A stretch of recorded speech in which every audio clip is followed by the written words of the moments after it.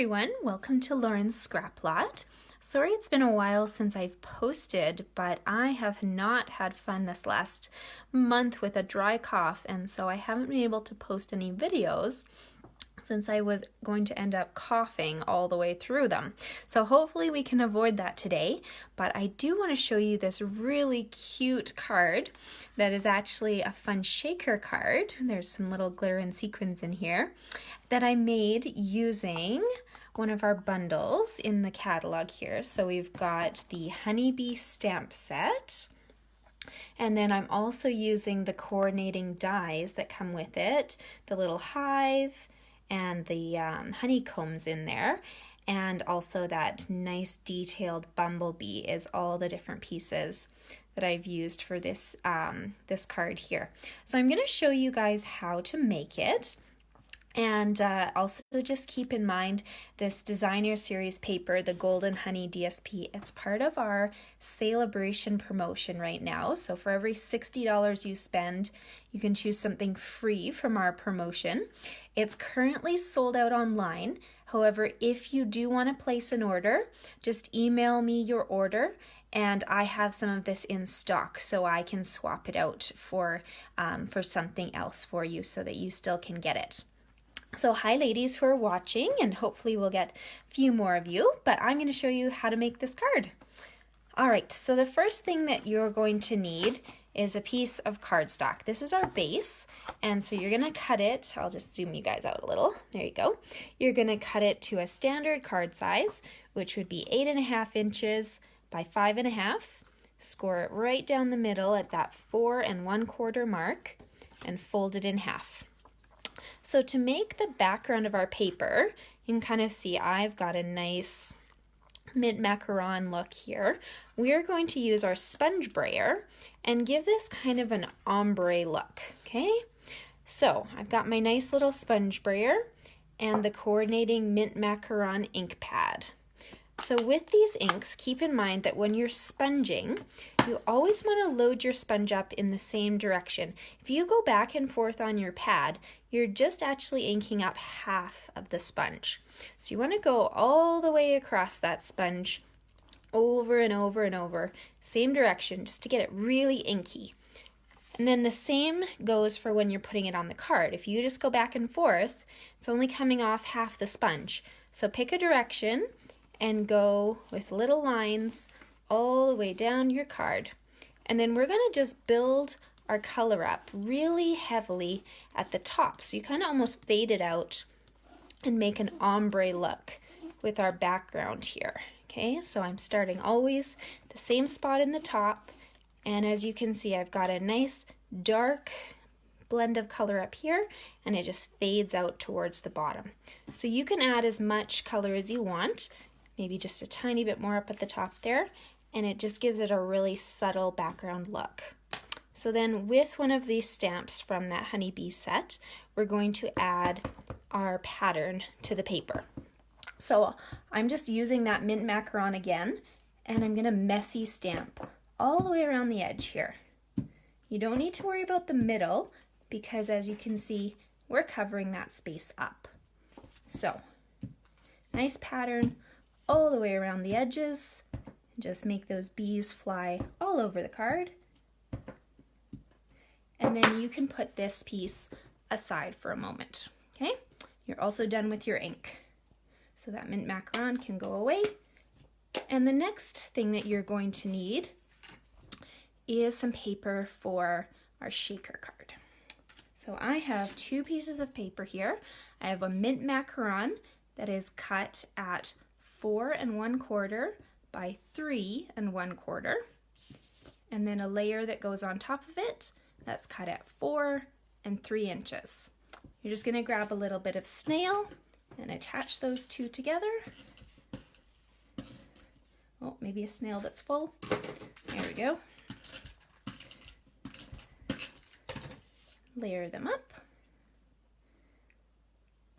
All right, now you are going to take this layered piece and put it inside one of our Stampin' Up! Clear envelopes. So these are great for storing full-size cards, but they're also fantastic for making this shaker card. So in one of the corners, you're going to slide this piece all the way to the corner. You don't want it sitting in the middle. You want it rested against one of your two sides, okay? So you've got a little extra piece down here. So when you turn this over, all you're gonna do is grab a little bit of Scotch tape and tape that to the side, okay? So now you have this space completely enclosed. Before we close it, we're gonna add a little bit of glitter. So I grabbed, this is just a ton of glitter from our Christmas catalog when we had the glitter for our snow globes and that ice. So I just made a mixture here. You can grab any sort of white glitter that you have, even our embossing powder, the shimmery white would work. Just put a tiny bit, maybe like a teaspoon's worth in that envelope. You don't want a ton and you don't need a ton, because if you have too much, you actually won't start seeing the bumblebees once you shake this up. And then just for fun, we're gonna take a few of our metallic sequins and put just a pinch. It's about 5 to 10 of them in there, but it just kind of breaks up that glitter look and gives something fun for your eye to see too.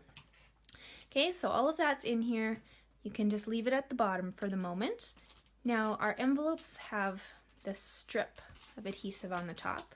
So you can go ahead and just press that down, and then you can fold this over so that it is also enclosing your envelope. If you've made a mistake and you have some of this kind of hanging over the side, just grab some Scotch tape and fold it backwards so you don't see it from the front of what you're doing.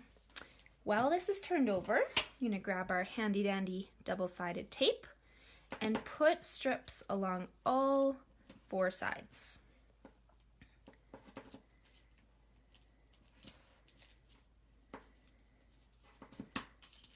Okay. So that's going all the way around so that when we press this onto our card, it's all attached really securely and people can shake this to their heart's content. All right, so your card base, you can just set this right in the center of it, like so. And now you're ready to decorate. So the pieces that I have to decorate are that hive that I mentioned, and I embossed this in gold embossing powder, and then I cut it out with the coordinating framelits. I cut out the hexagon honeycombs just from the mint macaron paper. I cut out a little stitched circle. This is the smallest one in the set of stitched dies, in the stitch shapes ones. So I just cut that from there. With the gold foil, I cut my little bumblebee, and I'll show you how to pop him up on the card in a minute. And then last but not least, I embossed a sentiment from our stamp.